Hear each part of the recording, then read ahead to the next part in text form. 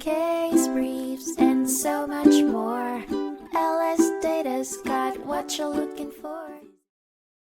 In Fredericks v. Commissioner, a 1997 case heard by the United States Court of Appeals for the Third Circuit, the court focused on whether the government could take a position contrary to its prior representations if those representations induced the taxpayer Barry Fredericks to rely on them to their detriment, even if the government's position was technically correct under the law. Fredericks appealed a deficiency assessed by the government for his 1977 income tax return, claiming that the government could not rely on certain forms to extend the statute of limitations.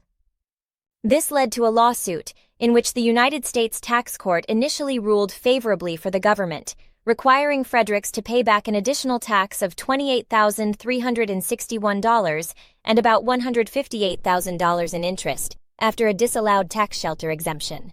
The court investigated whether the IRS could be estopped from issuing the deficiency based on its conduct regarding the consent agreements. It found that the government had carried out affirmative misconduct by misrepresenting its possession of a specific form, which induced Fredericks to sign other forms extending the statute of limitations and suffer economic harm.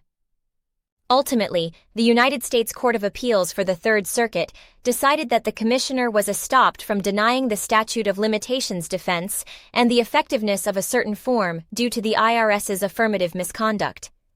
The tax court's decision was reversed, ruling against the government and stripping its authority to make assessments. Case briefs, and so much more.